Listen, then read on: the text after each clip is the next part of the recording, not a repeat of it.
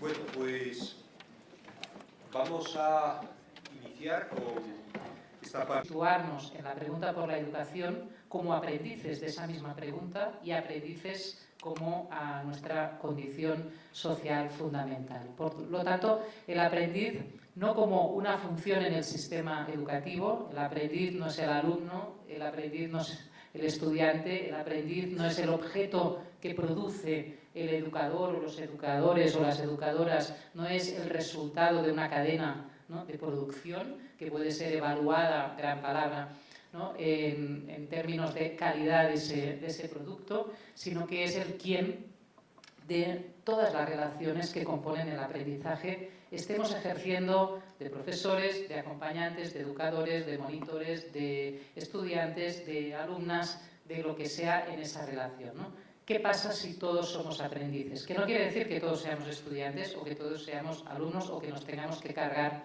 la figura del profesor, como pretenden muchas veces ciertas propuestas, ¿no?, de la innovación educadora, que precisamente lo que hacen es descabezar, ¿no?, cualquier relación educativa que pase por el profesorado y su capacidad de autoorganización, todo lo contrario, ¿no? ¿Cómo hacemos si tomamos, ¿no?, desde cualquier posición de la relación de aprendizaje la condición de aprendices? Y si somos aprendices entre aprendices, ¿cuáles son las preguntas entonces de la cuestión educativa, ¿no?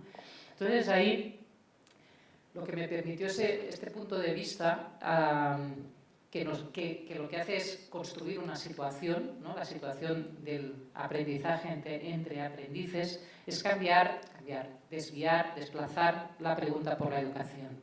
La pregunta clásica, desde los tiempos de los primeros pedagogos, hablo en nuestro marco, ya no sé si es el marco cultural occidental, europeo, otro plural que no sabemos hasta dónde va, pero bueno, digamos, en nuestras referencias y tradiciones culturales y académicas, la pregunta clave de cualquier educador, educadora, ha sido cómo educar, ¿no? Cómo educar, y eso es la pregunta que motiva determinadas propuestas, sean de modelos educativos, de leyes educativas, de relaciones educativas, etcétera, etcétera. El punto de vista del aprendiz, de los aprendices aprendiendo entre ellos, no sé si es esta, ¿no?, la pregunta. Y lo que desplaza el punto de vista situado del aprendizaje para mí es podernos preguntar cómo queremos ser educados. No tanto cómo educar, como si eso fuera una acción transitiva sobre otros o sobre otros dispositivos, sean personas, instituciones, leyes, currículums, etcétera, etcétera, sino cómo queremos ser educados, ¿no? También en esa conjugación recíproca y a la vez activa y pasiva del verbo educar. No educamos si no estamos siendo educados al mismo tiempo, ¿no? Y entonces ahí, claro, esa pregunta para mí empieza a ser inseparablemente, inevitablemente, inescapablemente política, porque ¿quién habla en esa pregunta? Obviamente, yo he dicho, es el punto de vista de los aprendices, sí, pero cada vez que decimos cómo queremos ser educados, hay una primera persona del plural que está hablando, hay un nosotros en esta pregunta, ¿no? ¿Quién es ese nosotros? ¿Quién compone esa situación educativa? ¿Quién la enuncia? ¿Quién la sostiene? Hablábamos de sostenernos entre la riqueza de las prácticas y la redundancia del discurso. ¿Quién habla ahí, ¿no? Cada vez que podemos preguntar quién habla, estamos haciendo una pregunta política, porque también estamos pudiendo preguntar ¿y quién no puede hablar en esta pregunta? ¿Quién está entonando su voz o sus voces con otros en esa pregunta y quién no puede estar en ella? Por lo tanto, ahí ya hay un trabajo político desde lo educativo, desde el aprendizaje, que se puede situar en esa pregunta y que más allá de cualquier modelo, lo que hace es construir una situación. Y eso lo podemos hacer en cualquier lugar, en un proyecto educativo micro, como en un proyecto de renovación de currículums a lo macro, en un entorno experimental, en un entorno formal, es decir, si situamos entre nosotros esta pregunta, empiezan a pasar cosas porque ese nosotros se tiene que constituir, ¿no? Se tiene que articular, se tiene que entonar, se tiene que hacer, tiene que poder aparecer, tiene que poder comparecer, que es otra cuestión de la que hablaremos ahora en un rato, ¿no? Por lo tanto, ahí, para mí, es desde donde yo pude, ¿no?, articular una voz, que en el caso de la escritura pasa, por supuesto, por todo un tipo de convenciones, ¿no? Que es escribir a unos nosotros que quizá no están presentes en el sentido físico y literal de la palabra, pero que sí que se pueden convocar a través de estas preguntas. Desde ahí también, si hay un nosotros que habla o que se apropia de una voz, que la compone, que la articula, que la hace posible, escuchable y quizá o no inclusiva, porque no todos los nosotros son inclusivos, ni incluyentes, ni abiertos, ni expuestos, ni atrevidos, ¿no? ni transformables. También hay nosotros que hacen todo lo contrario cuando hablan, ¿no? Y cuando dicen cómo queremos ser educados nosotros, la élite, o nosotros, los que sea. Es decir, nosotros también puede calificarse, ¿no? con adjetivos que cierran y abren distancias. Por lo tanto, también podemos abrir un mapa, una geografía, una geopolítica de los nosotros educativos y ver desde ahí quién habla cuando dice ciertas cosas. Por lo tanto, también ahí empezaría la cuestión de la crítica, el poder discriminar, distinguir qué nosotros habla cuando se dicen ciertas cosas en educación o se proponen determinadas ideas o proyectos. Pero también aparece otra pregunta: ¿qué alianzas son posibles desde ahí? ¿No? Que es la otra dimensión de lo político en educación. Es decir, cómo queremos ser educados, cómo somos y nos hacemos aprendices entre aprendices. Quiere decir también podernos plantear qué alianzas son posibles entre distintos nosotros de la educación, del aprendizaje, y de qué están hechas estas alianzas, ¿no? Tenemos un sistema claramente no solo segmentado, sino segmentado, jerarquizado, categorizado. Ayer en la cena, cuando llegué, ¿no? se hacía broma sobre la cantidad de siglas que se utilizan en el mundo educativo, de todos los registros posibles, ¿no? Esas jergas que permiten saber cada uno a quién pertenece. Y jerárquicamente, lo sabemos muy bien, ¿no? Hablamos de educación superior, que es superior, ¿no? Podemos eliminar ya, ¿no? este tipo de determinaciones de quién y respecto a qué nos situamos respecto al hecho que yo situaba en la base de toda relación educativa, que es el hecho de que aprendemos unos de otros, y eso es lo que nos hace devenir, no ser, sino devenir quién somos o vamos siendo. Desde ahí, ¿no? Podemos alterar el mapa también de las alianzas posibles entre los distintos ámbitos y maneras de estar aprendiendo y educando. Dicho esto, ¿por qué tanta insistencia en el aprender, ¿no? Sabemos que pasan muchas otras cosas en la relación educativa. Hay los verbos, los infinitivos, las conjugaciones, las declinaciones ¿no? de lo que pasa ahí donde nos estamos educando.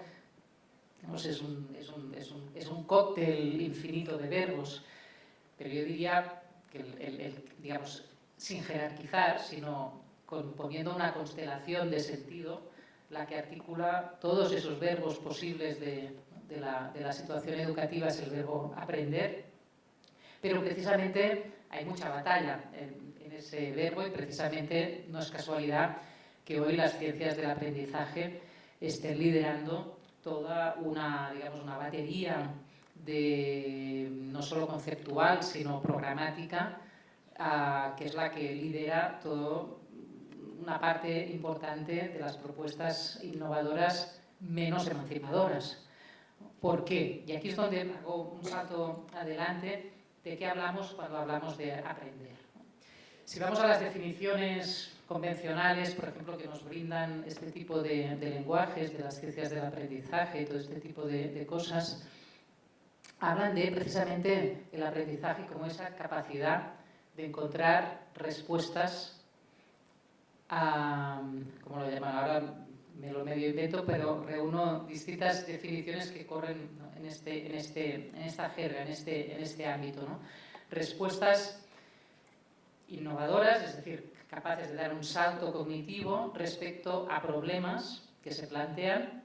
Es decir, el aprendizaje se define sobre todo desde la relación problema-solución, problema-respuesta, y en términos de salto, ¿no? de salto cognitivo, de algo que no estaba y ahora quien ha aprendido algo puede dar, ¿no? Por lo tanto, una adaptación al problema que se responde en términos de solución. Entonces, el aprendiz eficiente, eficaz y virtuoso es aquel que puede ir dando saltos, de algún modo, a través de esa relación con las preguntas, problemas, cuestiones, retos, ¿no? No tengo el título de máster, pero o sea, retos que se plantean en el aprendizaje y el poder dar respuesta a ellos. Esto ya cada cual sabrá maneras, también depende del contexto de qué significa dar respuesta a ellos, pero claro, es una descripción que por muy, digamos, por mucho que se sofistique, su estructura interna es fundamentalmente un entrenamiento, que otro término de todo este mundo de lenguajes, a la adaptación. Pasa que ya no es una adaptación mecánica construida sobre la orden clásica del ordeno y mando, que eso no, de hecho no sería ni siquiera adaptación, sería obediencia, la instrucción como conjunto de órdenes que generan respuestas obedientes, sino una obediencia entendida en términos de respuesta activa y adaptativa. Adáptate al problema de la mejor manera posible, ¿no? Adáptate a la solución cambiante, problemas cambiantes, inciertos, siempre en movimiento, de la mejor manera posible. Este hoy es el aprendiz virtuoso de nuestro tiempo, en nuestras escuelas, en la vida, en el mercado laboral, en cualquier entorno, que lo primero que se presenta es como altamente cambiante, y esto está en la ideología hoy, tanto pedagógica como mediática, como política, que es vivimos en tiempos inciertos. Yo pienso que es la frase más ideológica de nuestro presente, que quiere decir, aparte de que es tautológica, porque los tiempos, por definición, siempre son inciertos, por lo tanto, es anodina en términos de contenido, pero en cambio es muy efectiva en términos políticos, porque define desde dónde nos van a venir los problemas, ¿no? Y porque hay ciertas cosas que no hace falta aprender, otro efecto de este discurso, pero respecto a las cuales sí hay que prepararse, ¿no? O sea, no hay que aprender, pero hay que prepararse. Y entonces el aprendizaje es esta relación totalmente lábil y servil respecto a aquello que no hay que aprender, pero respecto a lo cual hay que prepararse. Claro, esto en términos incluso lógicos es imposible. O sea, es decir, ¿cómo nos podemos preparar para algo que no podemos aprender porque no podemos saber qué será? En términos lógicos es imposible, pero en términos políticos, vuelvo a decirlo, es muy efectivo. Yo creo que es casi, ¿no?, la alquimia del poder en este momento. Porque es obvio que si yo solo me puedo preparar para problemas, o que quiere decir situaciones, etcétera, etcétera, que no puedo prever porque todo es incierto, ¿qué puedo hacer? Pues solo disponerme de la mejor manera posible a adaptarme de la manera más eficaz posible.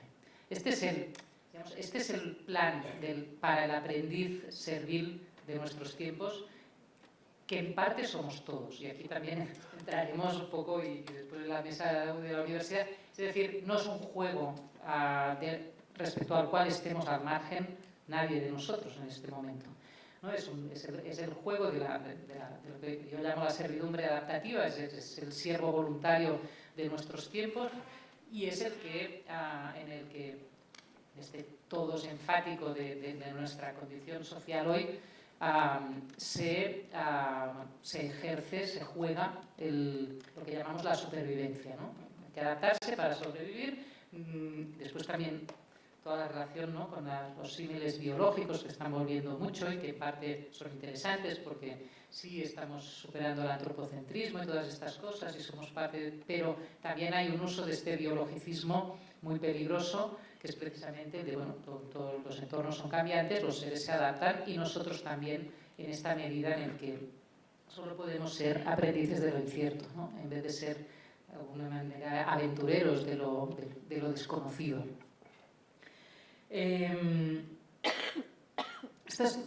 No me alargo por ahí porque son sentidos del aprendizaje que seguro que todas tenéis muy presentes, porque son los que se manejan en los discursos y las propuestas más dominantes hoy.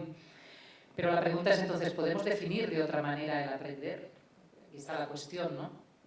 La podemos definir de otra manera y precisamente de una manera que nos permita pensar nuestra escuela de aprendices de forma emancipadora.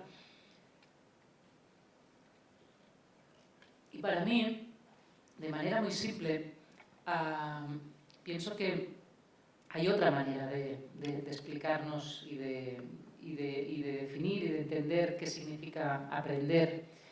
Y es precisamente algo tan simple de describir como decir que estamos aprendiendo, y lo digo en gerundio expresamente porque es algo que está pasando, no es hemos aprendido y punto, sino estamos aprendiendo allí donde se hace posible una relación entre lo que sabemos y lo que no sabemos. Es esto.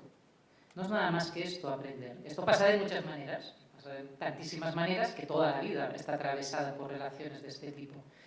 Y estas relaciones, es decir, ahí donde hay ¿no? Ahí donde está pasando algo, ¿no? Ahí donde es un arte de los límites, ¿no? Que es una expresión que utilizaré de diversos modos a lo largo de mi reflexión. Aprender es eso, es un arte de los límites en el sentido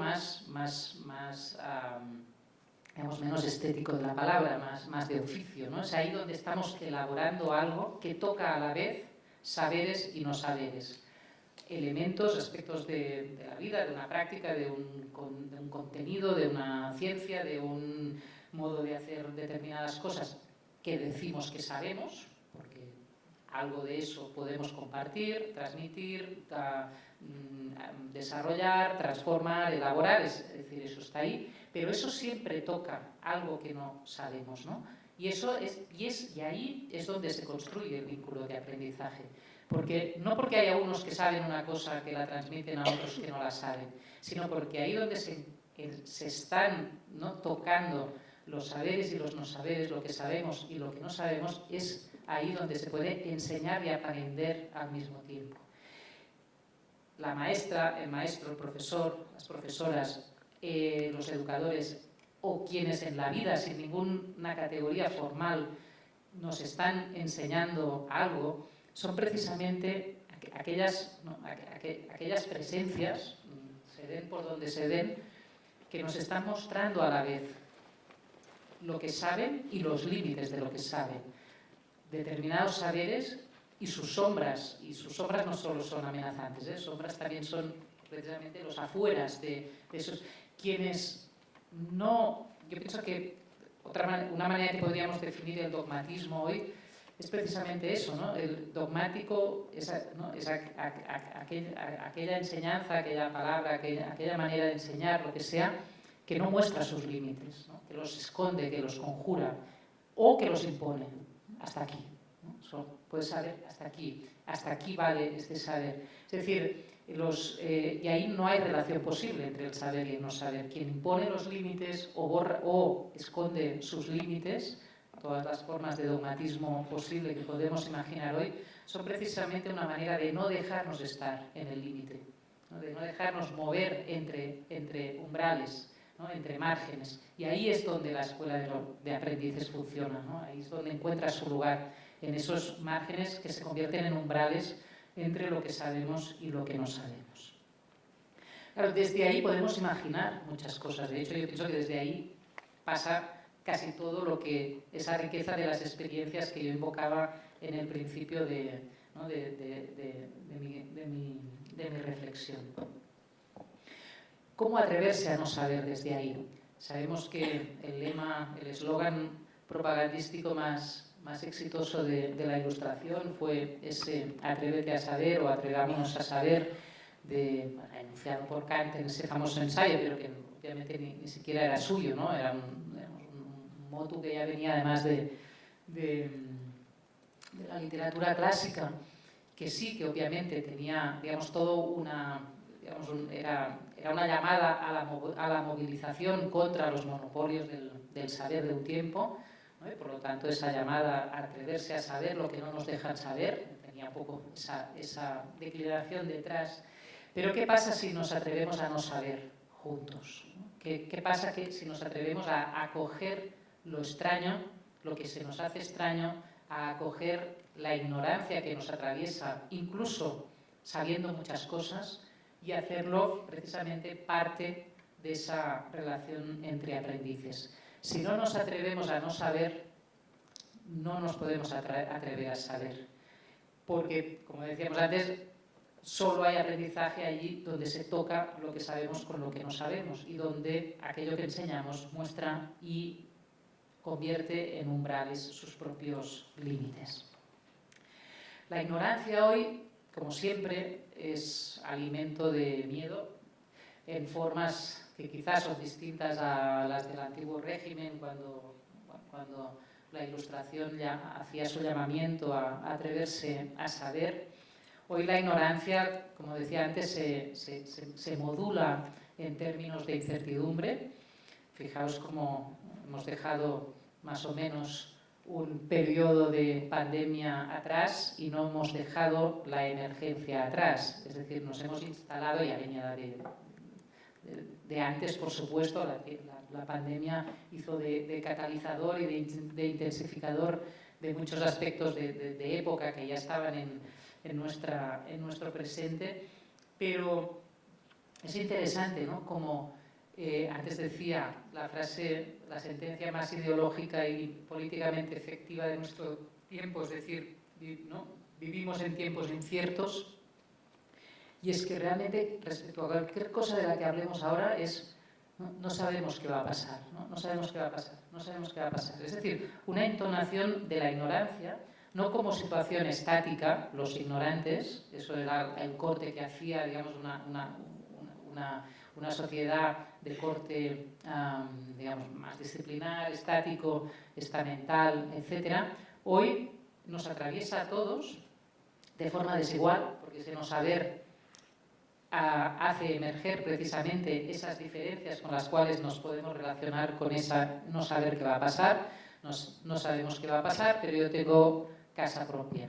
No sabemos qué va a pasar, pero yo vivo en un país menos caliente o menos caluroso que otros. No sabemos qué va a pasar, pero yo tengo un seguro, no sé, que me cubre la catástrofe por lluvias, de no sé qué. No sabemos qué va a pasar, pero en ese pero, o sea, el no sabemos qué va a pasar nos iguala y el pero nos diferencia, porque ahí es donde empieza el conflicto entre cómo podemos estar de forma desigual en esa común situación de no saber qué va a pasar.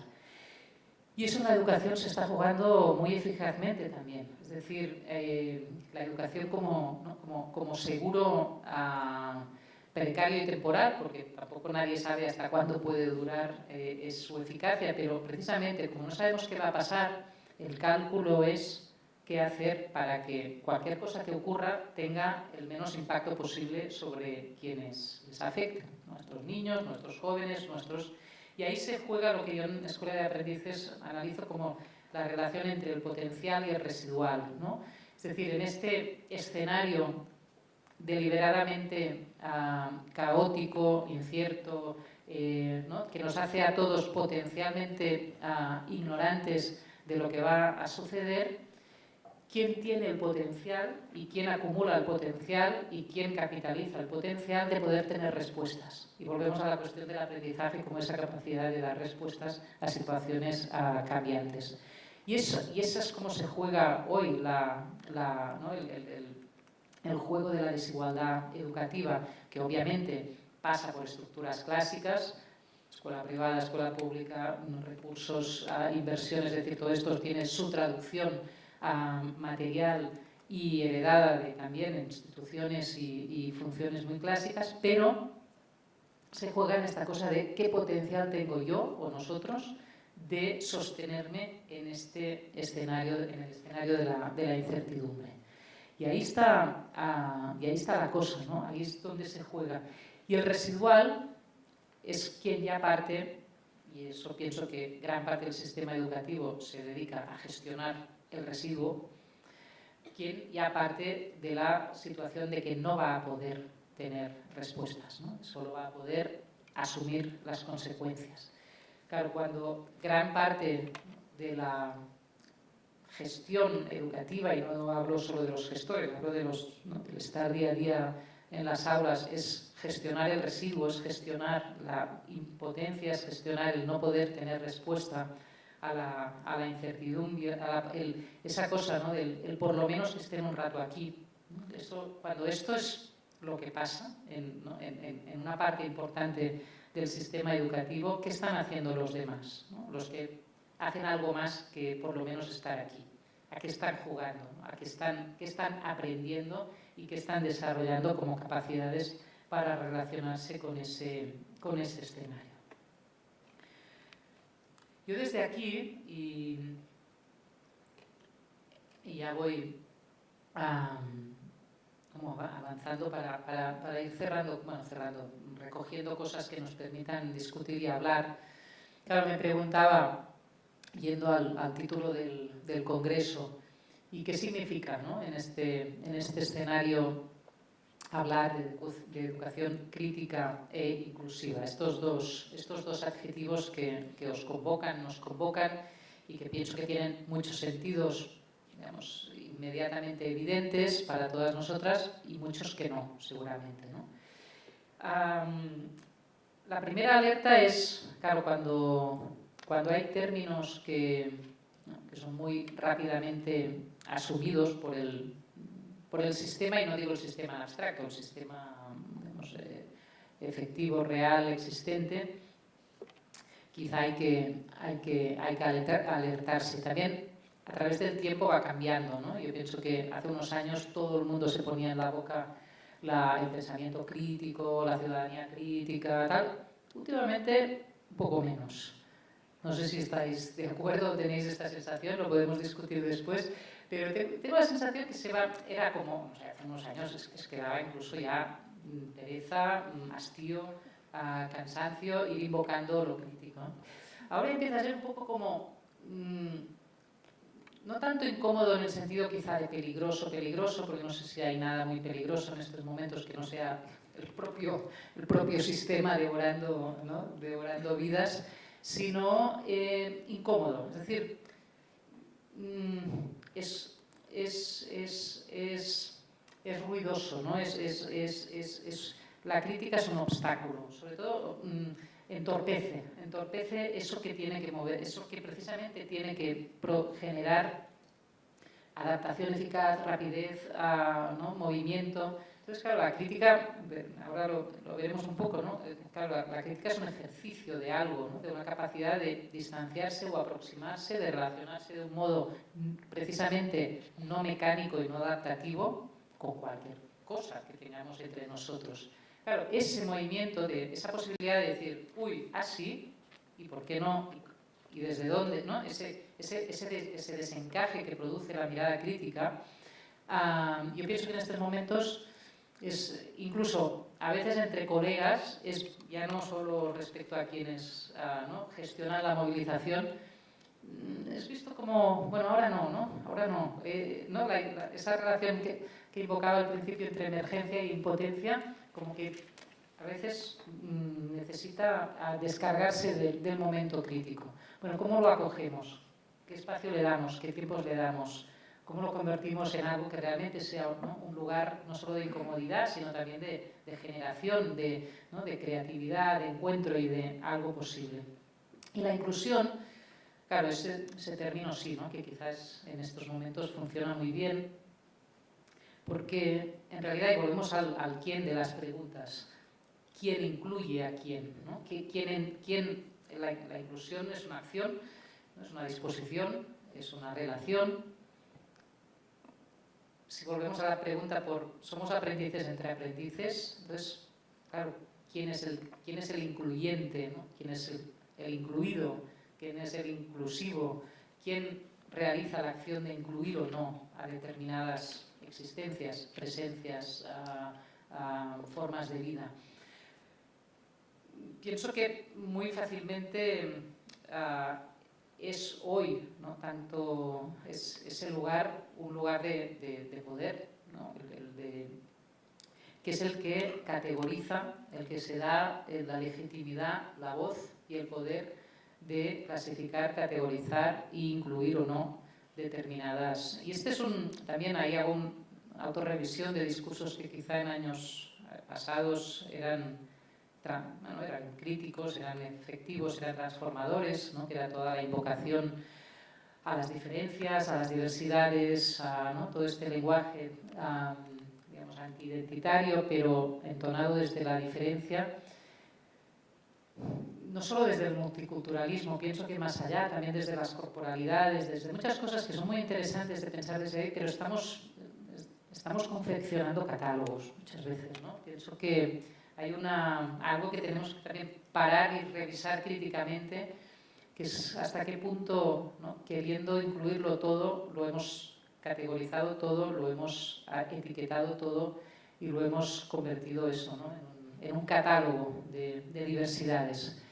¿Somos un catálogo de diversidades o podemos ser otra cosa, ¿no? Y quizá, volviendo a los aprendices, ser aprendices entre aprendices, no sé si cabe en un catálogo de diversidades.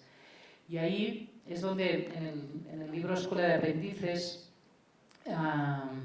evito hablar de diversidades, de diferencias, de todos estos términos que convocan la categoría al final, y me acerco a otro término que he ido, bueno, otro tipo de expresiones que he ido utilizando mientras hablaba ahora, que es el de la extrañez, ¿no? El de los extraños.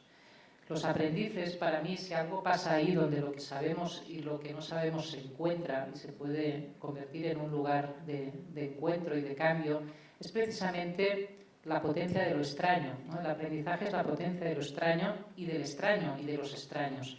Es ahí donde hay algo entre nosotros que, precisamente porque no sabemos, no en el sentido solo cognitivo, sino que no reconocemos, no hemos catalogado, todavía no es parte de aquello que confecciona un mapa de lo sabido, de lo reconocido, de lo etiquetable, puede ser aprendido, ¿no? Puede ser aprendido, quiere decir descubierto, formulado, elaborado, transformado y nos transforma. Si no hay esa potencia de lo extraño, para mí no hay aprendizaje y no hay situación educativa.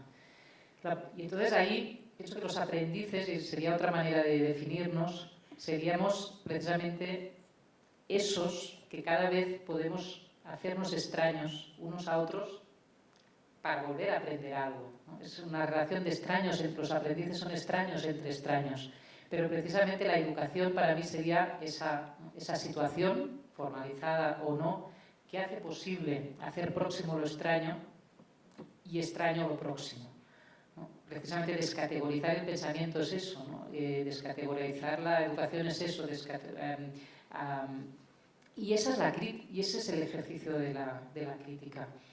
La crítica, en su historia moderna, se ha asemejado demasiado o bien al trabajo de un departamento de policía o al trabajo que hace el juez desde su púlpito, ¿no? La crítica como ese lugar, ayer también salía en la cena, ¿no? Severo, adusto, duro, ¿no? Que por eso hoy nos incomoda, ¿no? Ya viene el crítico, ¿no? El que lo encuentra todo mal, o el que está diciendo a los demás cómo hacer o no hacer las cosas, ¿no? El crítico policía, el crítico juez.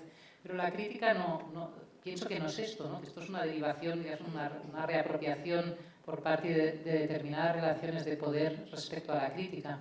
La crítica, y de hecho en la historia moderna concreta de la palabra crítica, viene de la tarea muy de oficio de lo que antiguamente eran los filólogos, antes de que existieran las facultades de filología, eran aquellos que tenían el oficio de tratar contextos que ya no podían hablarnos directamente porque o bien estaban escritos en lenguas perdidas o bien pertenecían a contextos culturales o tan antiguos o tan alejados que no podían ser inmediatamente leídos por el lector del momento, ¿no? Ese trabajo de mediación, de relación, de interpretación, de textura, ¿no? de textualidad, de relación con un sentido que se nos pierde, pero que podemos devolver sin pretender que sea el auténtico, sino que ya es el que es para nosotros. Esa es la figura con la que pienso que tendríamos que devolver un sentido más originario en este sentido y más también de oficio al ejercicio de la crítica. ¿Qué proximidad y distancia podemos tener con el sentido, ¿no?, de otras vidas, de otras existencias, de otras formas de vida. El filólogo lo hacía con los textos antiguos. Nosotros lo podemos hacer entre aprendices, ¿no? Es decir, como filólogos de una textualidad, intérpretes de un mundo común, yo lo llamaría yo, donde podemos comparecer, hacernos presentes como un texto que ya no nos habla de forma inmediata, de tal modo que sin pretender capturar la autenticidad, ¿no?, del otro, su ser, ¿no?, esta cosa terrible, ¿no?, que ahora el verbo ser está en la educación del ser, ¿no? Ser, eso no existe, esto no existe, ¿no? Somos siendo, ¿no? Somos una textura que se abre o no al sentido que puede tener para otros en la medida que nos podamos leer entre nosotros de este modo que nunca llega a capturar el sentido final de cada cual. Esto sería para mí una educación crítica, esa que hace posible el ejercicio de la lectura de lo que, ¿no?, de lo que vamos siendo y nos vamos diciendo y que nos hace posible comparecer sin miedo y sin vergüenza ante y entre otros. A eso le podríamos llamar una educación crítica. Y eso es la inclusión, ¿no? La inclusión es poder comparecer sin tener que ser, ¿no? ¿Quién eres? Eso lo pregunta el policía, de nuevo, ¿no? Eso lo pregunta el juez, eso lo pregunta todas estas figuras. Y hoy lo pregunta el pedagogo cuando te dice ¿qué talento tienes? Pues no lo sé, ¿no? ¿Qué es esto de encuentra tu talento para llegar a ser quien eres? Volvemos al aprendiz adaptativo, ¿no? Al final, quien tiene que encontrar su talento para ser quien es, lo que hará es encontrar lo que mejor funcione para hacer ver que tiene talento. Porque ¿quién tiene talento? En este sentido, ¿no?, de lo que somos es precisamente un texto abierto en el que tenemos que poder dejar que aparezca tanto lo que somos como lo que no somos, tanto lo que sabemos como lo que no sabemos. A esto yo le llamaría inclusión. Entonces ahí no hay afuera de esa relación posible, ¿no? No hay exclusión posible de esta condición, y desde ahí, ¿no?, la educación, el cómo queremos ser educados, puede ser el ejercicio constante, crítico e inclusivo de un encuentro. Yo me paro ahí para que podamos tener tiempo para conversar y seguir también discutiendo a lo largo de todo el día. Muchas gracias.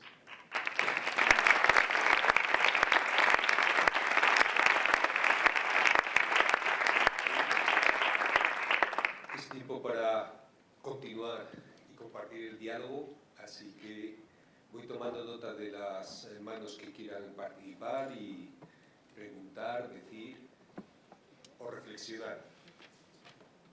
Tenemos tiempo hasta las 12:15.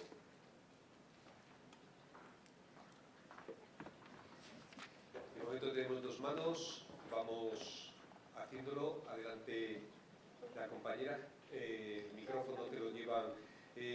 Lo vamos a hacer con micrófono, más que nada para que todo el resto podamos escucharlo directamente y luego.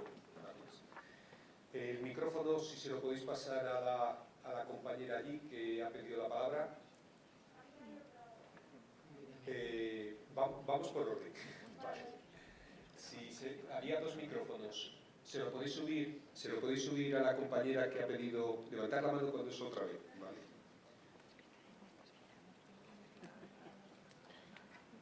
Buenos días. Gràcies, Marina, escoltar-te així en llibre en veu és sempre pau i revolució a la vegada. Quería preguntarte, porque me preocupa y no acabo de saber, sobre la educación emancipadora y la proyección de futuro, ¿no? Las ideas sobre la importancia de la imaginación como política, creo que es fundamental, esta crítica a la servidumbre adaptativa también. Pero cuando proyectamos ese futuro, a mí hay algo que me angustia, y es frente a un escenario de crisis climática en la que personas que llevan mucho tiempo investigando y llevándose las manos a la cabeza nos van diciendo que cada vez tenemos menos margen, ¿no? Y que el camino A nos lleva aquí, el camino B nos lleva aquí y el camino C ya hemos perdido el tren para tomarlo, porque tendríamos que haberlo tomado 5 años atrás. ¿Qué espacio queda para la educación emancipadora? A continuación el compañero. Hacemos rondas de 3 personas, de 2 o 3 personas y contesta Marina. Adelante. Vale, muchas gracias pues a todos otra vez y a la compañera Marina. Parafraseando imperfectamente a Aristóteles, definía la política como el arte de organizarse en torno a un bien o a un fin común. Mi pregunta, ¿entendemos o entenderías la educación, partiendo de ahí más o menos, como una acción política básica y viceversa? Si no hay más cuestiones de momento. Aquí hay, sí, perdón.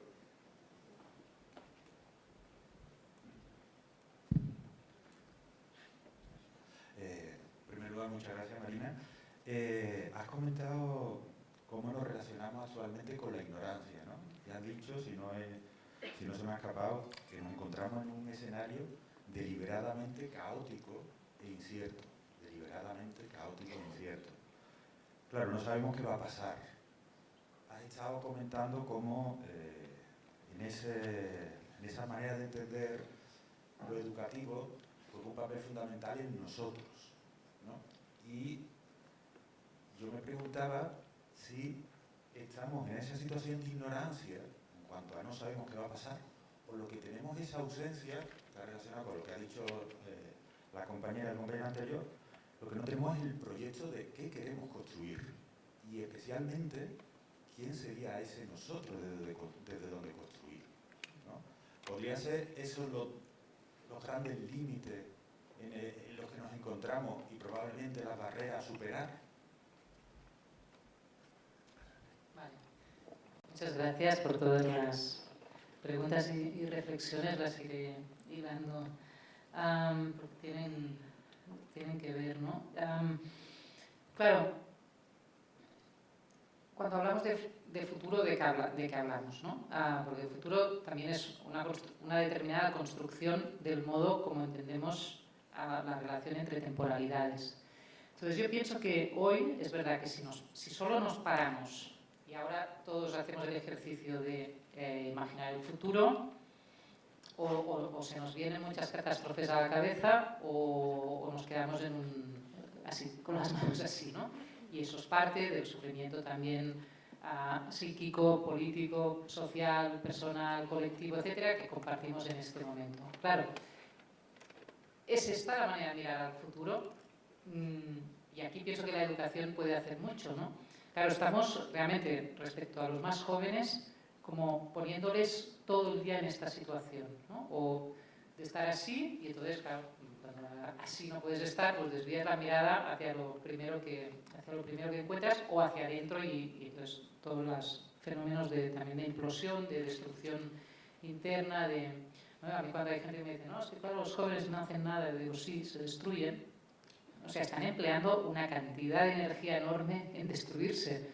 No es verdad que no hagan nada. Y no solo eso, obviamente hacen muchas cosas más. Pero, digamos, incluso el que parece que no hace nada está haciendo mucho. Es decir, cuesta mucho destruirse cuando tienes 18 años.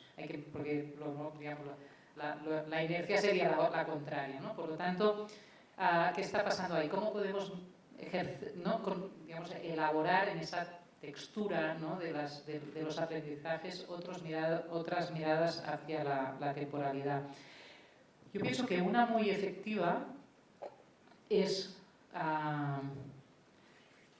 actualmente, digamos, mirar hacia atrás, mirar hacia atrás desde el presente. Y esto, por ejemplo, pienso que lo han hecho en parte los movimientos más de los jóvenes por el clima y estas que es decir, o sea, en vez de decirnos no tenemos futuro, porque sea como sea ya hemos llegado tarde, ¿cómo hemos llegado hasta aquí? ¿Qué habéis hecho vosotros?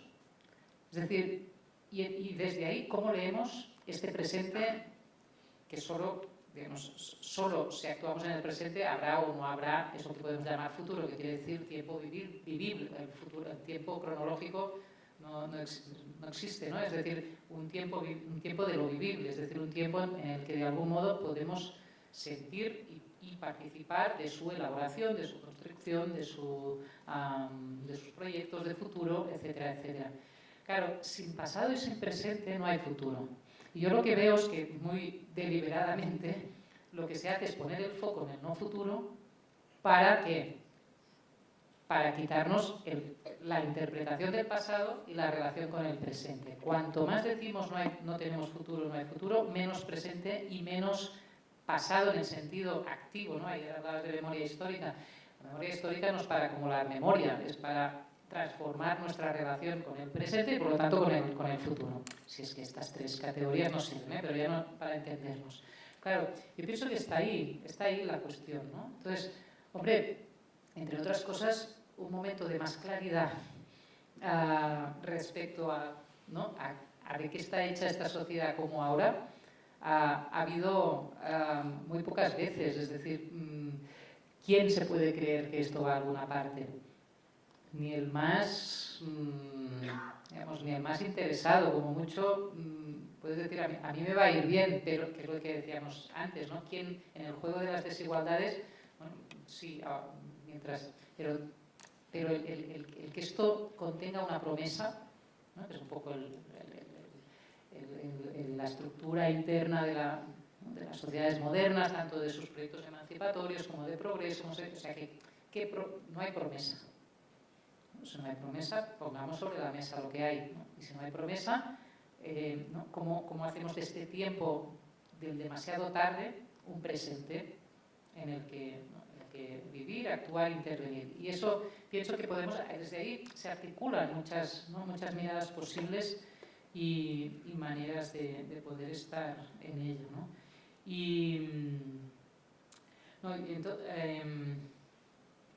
Entonces, iré al final a la otra cuestión. Claro,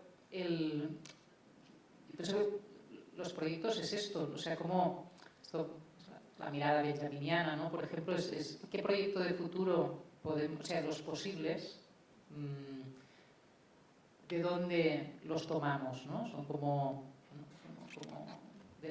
Son entonces, tenemos una mirada todavía muy constructiva del proyecto, ¿no? Como el arquitecto que tiene un espacio vacío, ¿no? de unas coordenadas y proyecta este espacio. Los posibles de vida no funcionan así, ¿no? Son todas esas potencialidades, yo les llamaba las potencias de lo extraño, ¿no? De aquello que es y no es, que está y no está, que hemos sido y no hemos llegado a ser, y eso está, a veces se nos ha quedado atrás, está al lado. Entonces, ¿cómo podemos pensar también o desmontar un poco esa noción de proyecto, proyectivo, programador, planificador, que ha colonizado también el discurso de toda la práctica educativa en la modernidad, de todo el programa, el plan docente, siempre es esa relación entre futuro, construcción, programación, planificación, y eso en la vida también seguimos muchas veces pensándolo así. Cómo acoger lo extraño es también como poder proyectar en el margen, ¿no? En la sombra, en aquello que no acaba de ser visible del todo, pero puede estar entre nosotros. Pienso que el futuro hoy tiene que ver con eso, ¿no? Tiene con esa condición más experimental y exploradora de dimensiones que no pueden ser inmediatamente visibles en nuestro presente. Y si esto es político totalmente y en todas direcciones, ¿no? Yo pienso que la ficción también muy deliberada de despolitizar la educación, es que,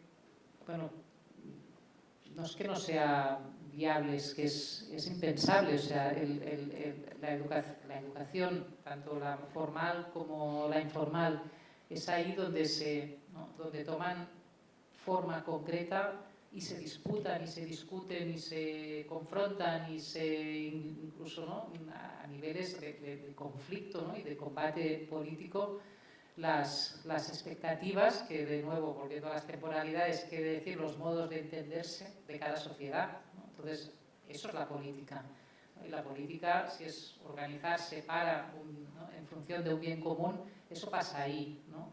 Y por eso cualquier proyecto de cambio social ha sido un proyecto de renovación, de cambio, de transformación pedagógica, esto formalizado así, pero es que cualquier proyecto político es un proyecto pedagógico.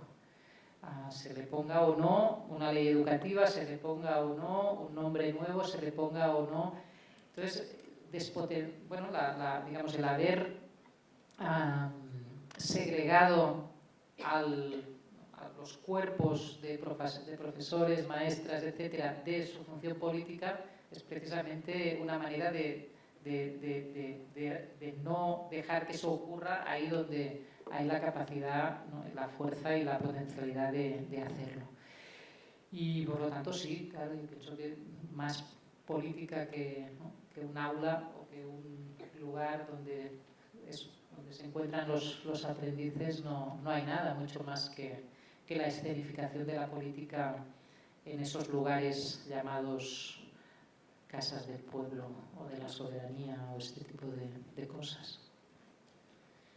Más intervenciones, tenemos una aquí, otra allí, dos, a la una, a las dos, de momento estas dos. Eduardo. Sí, nada, yo quería felicitarte, me ha gustado mucho, me ha hecho, como a todas y a todos, pensar muchas cosas respecto a nuestro ser como educadores y como educadoras, pero yo creo que en la pregunta por el comparecer que has planteado, por el quién, por el cómo, yo creo que es muy importante políticamente también el dónde ahora mismo, ¿no? Dónde comparecer, ¿no? Si no queremos solo compadecer, que es otra cuestión muy diferente, ¿no? Y ese dónde es importante. El dónde a veces no tiene por qué pasar desde unos espacios instituidos como pueden ser las aulas, donde muchas veces pasan cosas, pero no nos pasan cosas, ¿no? Entonces yo creo que esa pregunta por el dónde políticamente ahora mismo es absolutamente trascendental. Las plazas públicas, los mercados, ¿dónde está la gente y dónde a esa gente sí le pasan cosas, en el sentido de que nos pasan cosas, ¿no? Baste ver las fiestas municipales de cada ciudad para ver evidentemente qué es lo que de alguna manera hace concurrir a la gente, ¿no? Basta ver en nuestras cafeterías que evidentemente pasan cosas a nuestro alumnado, por ejemplo, en el caso de la universidad, ¿no? Y probablemente pasan menos cosas cuando estamos en las aulas, ¿no? A mí esa parte me parece importante. Nacho. Allí.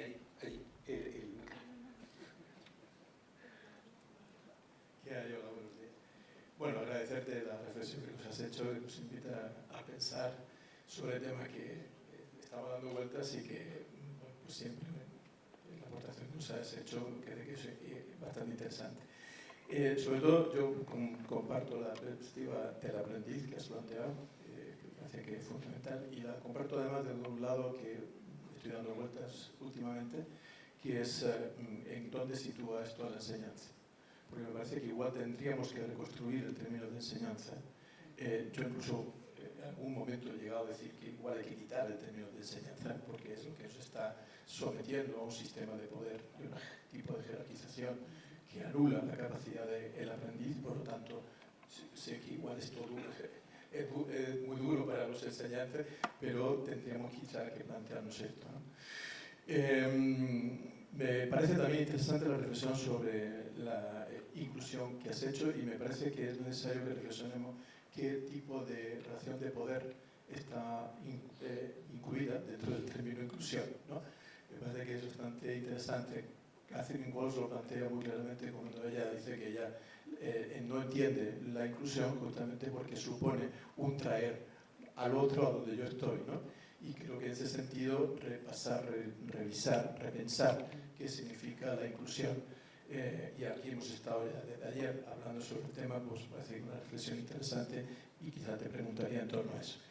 Y la otra cuestión que te planteo sobre la idea de aprendizaje que has planteado, ¿no? De qué sabemos, qué no sabemos, ¿no?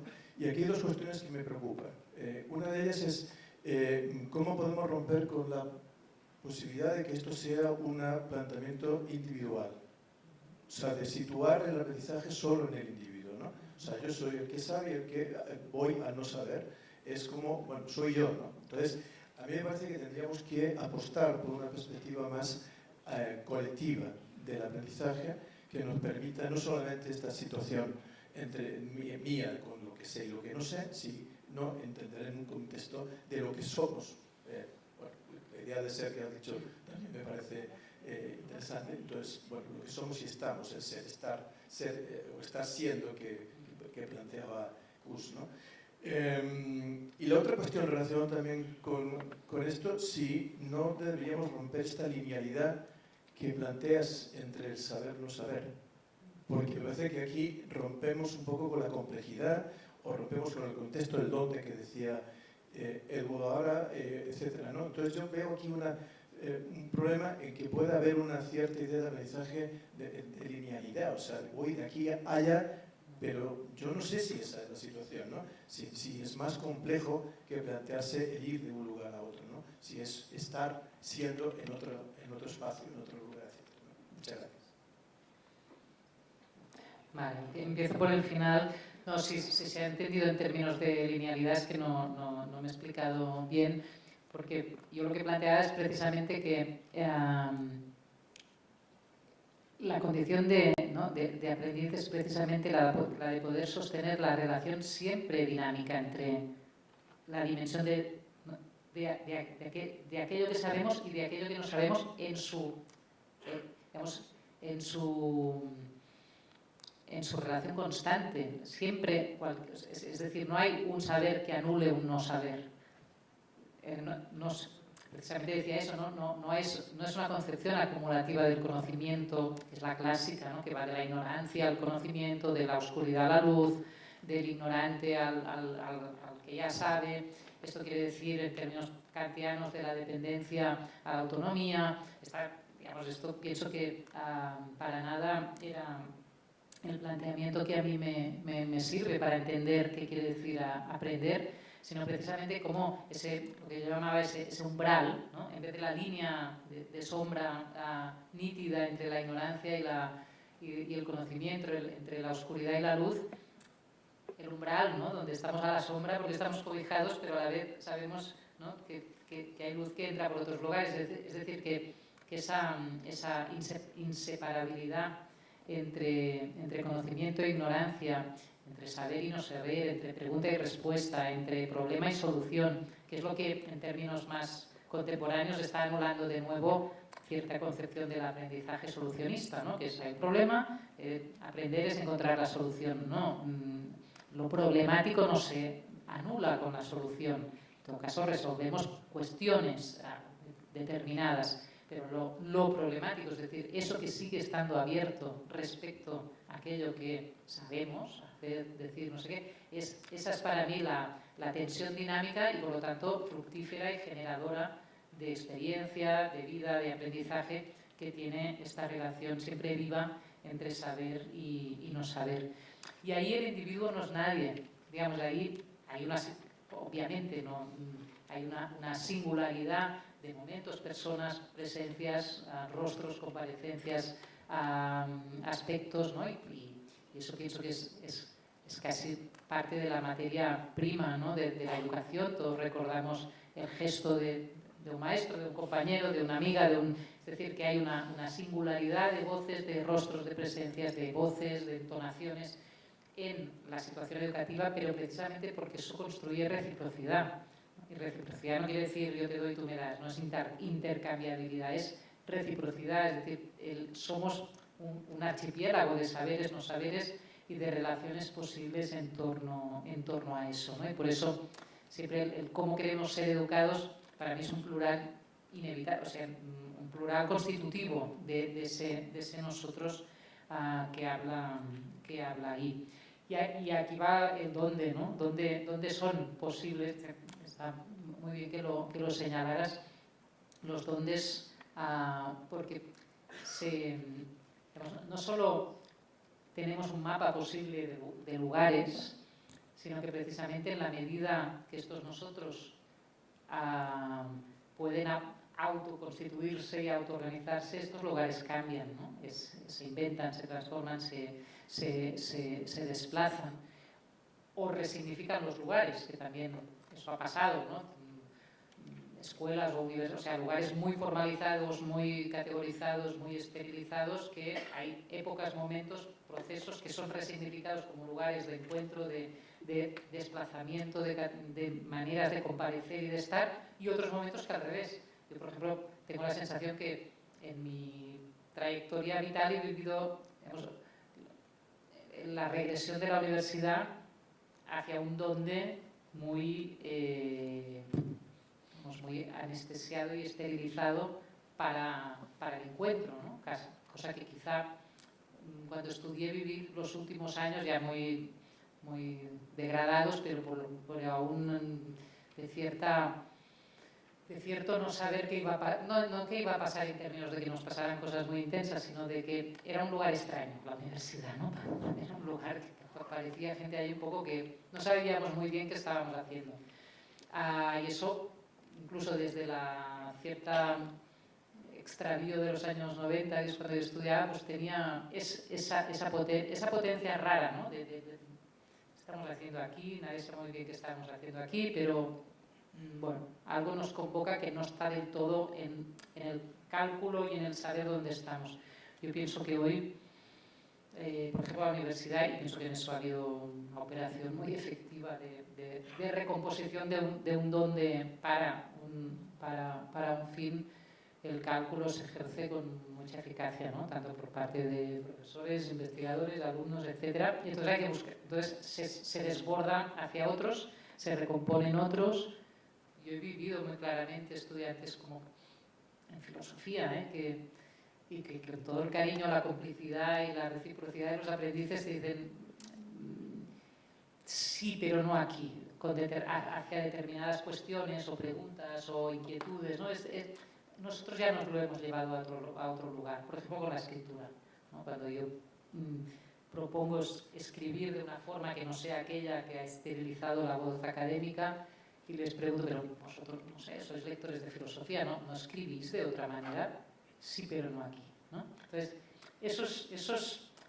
la pregunta es, ¿eso es rendición? ¿Eso es al revés? ¿Eso es tener muy claro que hay cosas que ya están perdidas de momento y la capacidad de llevárselas a otro lugar donde no te las de algún modo estropeen? No sé. Entonces sí, ese mapa de los lugares siempre en movimiento pienso que es muy... Y ahí es donde no funciona muy bien el dentro-fuera, ¿no? Yo pienso que antes lo he dicho y no lo he retomado después, ¿no? Estos verbos tan monásticos también de la jerga educativa, ¿no? Entrar en la universidad, salir de la escuela, y si no entramos ni salimos, sino que pasan otras cosas, ¿no? Que podemos encontrar otros verbos para definir estas relaciones. Pues sí, es clave. En estos últimos 5 minutos, ¿alguna intervención más? Tenemos una, Félix, otra ahí, el compañero. Un micro para el primero, Félix, que ha pedido aquí, otro para el compañero y alguien más. Y María, tercera intervención. Rápidas, breves, si podemos hacerlo, porque nos quedan 5 minutos. Muchas gracias por tu conferencia. Yo creo que más que una pregunta es casi una reflexión a partir de alguna de tus ideas. Pegaros el micro a la mano. Sí, es que yo soy simplemente un pedagogo nada más, pero desde hace mucho tiempo he notado que hay un concepto que se ha apoderado de la educación y de sus discursos, que es el concepto de aprendizaje. El concepto de aprendizaje es un concepto que procede de la psicología. Como tú lo pones así, en el aire, aprendizaje, pierdes a los sujetos, que se supone que aprenden. Y además, al ser dominado por la psicología, es muy determinante de lo que podemos o no hacer. Por ejemplo, hablamos de diseño universal de aprendizaje a lo largo de toda la vida, comunidad de aprendizaje. Tu discurso es distinto porque hablas de aprendices. Al poner aprendiz pones el sujeto dentro del aprendizaje. Por lo tanto, pones al ser humano y pones a la vida. Yo creo que eso es algo que sí tenemos que recuperar en la educación.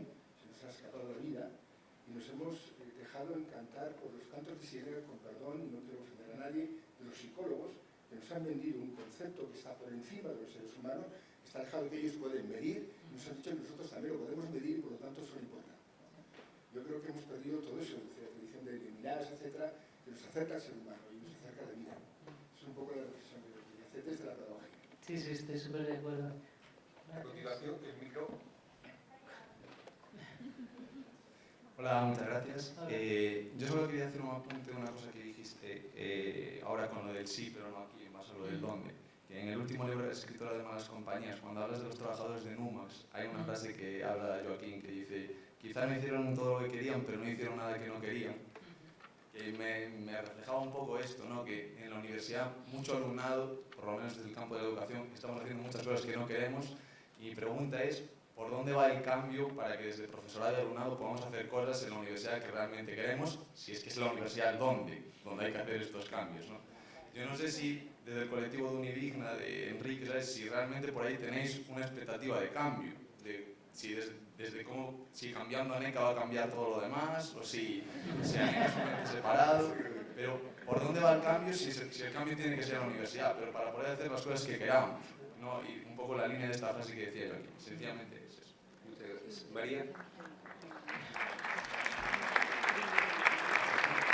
Sí, porque estamos viendo las voces de los estudiantes también en estos congresos. María, aquí delante, que está con camiseta roja.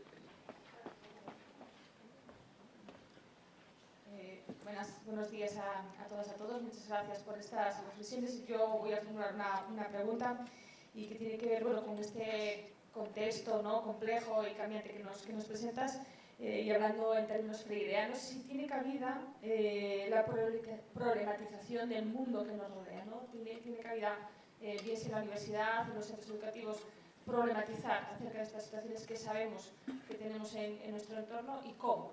Gracias. De todas formas, como por una alusión, no podemos renunciar a los espacios públicos nuestros que son comunes. El espacio de la universidad es nuestro, no es tanto una institución, por lo tanto, sí, aquí hay que hacer cambio, sí. Sí, pues para también terminamos ya, ¿no? Más o menos con estas dos intervenciones que pienso que ya dejan abierta la conversación para continuar la mañana. Pues problematizar es uno de estos verbos que tenemos que reincorporar en el día a día de lo que hacemos, precisamente porque problematizar es abrir, no es poner palos a las ruedas, como decía antes respecto a la crítica, ¿no? El que viene a poner problemas. Al final la reacción siempre es esta, ¿no? Con los problemas que tenemos y vienes a poner más. No, problematizar es lo contrario. Problematizar es abrir allí donde, ¿no?, hay algo por elaborar, por trabajar, por pensar, por discutir una posibilidad de relación con ello. Es lo contrario de cómo recibimos en forma negativa el sentido de este verbo. Si yo puedo problematizar algo, es precisamente haciendo posible una relación con eso. Una relación solucionista de, si me planteas un problema te lo voy a solucionar, quizá no, que este es uno de los problemas hoy, que todo se plantea en términos de problema-solución, y ahí es donde está el concepto de aprendizaje que nos han colocado como concepto totalmente técnico de un determinado tipo de comprensión de cómo relacionarnos con las cosas. Y aprender es aprender a problematizar, ¿no? Es que ¿qué más se puede hacer? Y eso es lo que hemos venido a hacer aquí, ¿no? A la universidad, nos dediquemos a lo que nos dediquemos, y es lo que cada vez es menos posible, tanto desde los trabajos que se piden a los estudiantes, como desde la investigación que tienen o tenemos que hacer los profesores, como porque el problematizar precisamente abre aquello que no se puede resolver en un trabajito, en un impacto, en un proyecto de investigación que sea evaluable en 2 años y no sé qué más, y todo eso, claro, va quedando fuera. Entonces nos llevamos nuestros problemas, preguntas, deseos, escrituras, colegas, complicidades fuera, porque aquí no cabe. Mi posición es claramente la que tú decías ahora, ¿no? Vale, sí, no, te lo llevas fuera porque aquí te ahogas, pero es que mientras tanto esto se lo va quedando, ¿no?, otra economía del conocimiento y de las vidas y de los modos de estar juntos. Entonces, esa disociación que tú decías invocando a Joaquim Jordà y el texto de Malas compañías, claro, nos está pasando, o ya hace tiempo que nos pasa a todas. Yo hago todas mis vidas fuera de la universidad y me queda en la universidad que cada vez reconozco menos qué me queda de mí en el trabajo que hago en la universidad, ¿no? Entonces, y yo aún hago muchos malabares, y como pienso todos los que estamos aquí, entonces vas haciendo siempre ese cómo sostenerse en el abismo, en el vacío entre unas cosas y otras. Pero eso no se aguanta, ni en una vida, ni en... ¿no? Y entonces, no puede depender de esto, ¿no? Que estemos haciendo todos de saltimbanquis de la vida, sino que, y además dejando que esto esté en manos de otra cosa, ¿no? Y cómo esa cosa de cómo reapropiarnos de la universidad, que ya no sé si utilizar estas palabras o no, o dejar ya la propiedad para otros y también buscar otros verbos, pero cómo ocupar la universidad, las universidades, los entornos de vida, ¿no? Y de vida, que es aquello que, como decías muy bien, es lo que queremos hacer. Los espacios comunes. Pues muchas gracias a Marina, muchas gracias a todas las personas asistentes. Hacemos un pequeño descanso de un cuarto de hora y retomamos trabajando y siguiendo, reflexionando y dialogando.